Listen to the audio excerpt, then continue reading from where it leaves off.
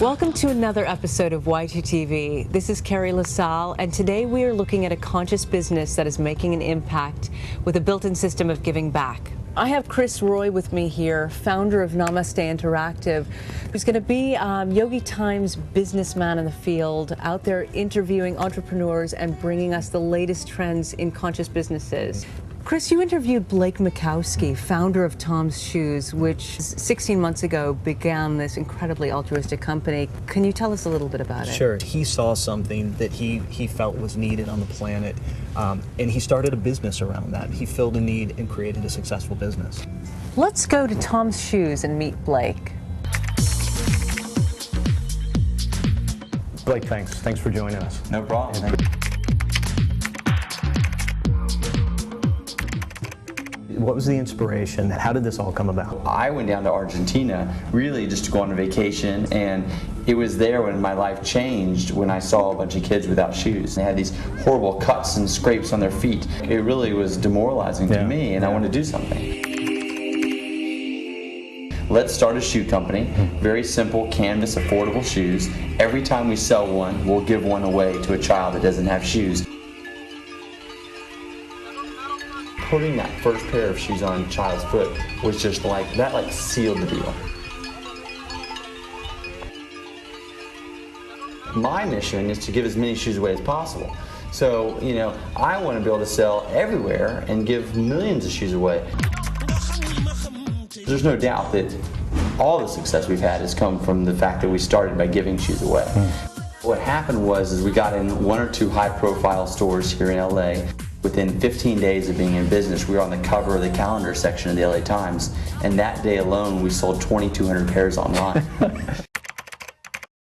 All day I've kept having this urge to call you Tom, but you're Blake. So tell us, who's Tom? There is no Tom. There's no Tom. Yeah, I mean, he hasn't shown up for work yet. We'd like him to come in at least one day of the year. No, it's called Tom's because when I first had the idea for the company, I wanted to provide the kids with shoes for tomorrow. So rather than call the company Shoes for Tomorrow, we decided just to call it Tom's, which is short for tomorrow. Short for tomorrow. We really started in my apartment with an online store. All the orders come in here, customer service. Looks like they're moving pretty quick. Yeah, it's a pretty busy day. Online sales have really increased a lot as more and more people tell people about the shoes. Tell us more about the Tom store. We felt like the only way to really ensure that our story would be told properly is to actually go out there and tell the story ourselves. And so we literally went for 90 days from LA all the way through the South to New York and then back to LA. We would go to churches and we would go to colleges. Anyone that would listen to us, we would tell the story to. What kind of advice would you have for anyone that either wants to get in fashion or just wants to start a business, and a conscious business in this type? Well, I think it's all about the people. You can have the greatest message, the greatest product in the world, but if you don't have the right people to pull it off, you're not going to be successful. We are looking at using more, an organic cotton supplier and recycled rubber for soles. Our package is just a canvas bag, no cardboard. Those are what was going to make Tom's better. The core of Tom's sustainability is about people. I understand that you journaled the idea. How does journaling impact the business and the role you play in the business?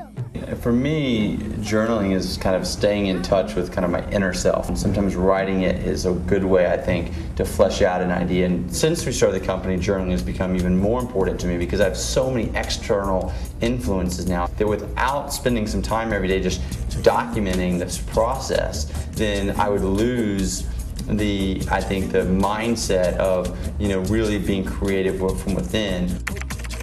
Since you are operating from a pretty unconventional model, what impact has that had on your growth and really how your customers are responding to your product?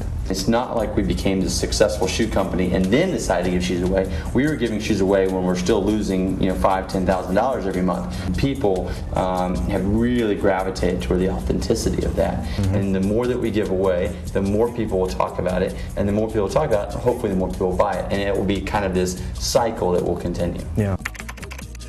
So Blake, tell us what's next. Well, the next thing and the thing that we're most excited about is our next shoe drop. So we're going to go to South Africa and we'll give away 50,000 pairs. So every day that I wake up, and a large part of the people who are going on the trip, that's what's next for us. Like, that's what we're focusing on, preparing for that trip, mentally, spiritually, physically, everything. For the last 9-10 months, I think of it almost every day. Like, I can't wait to do it again. Can't wait to do it again. Yeah.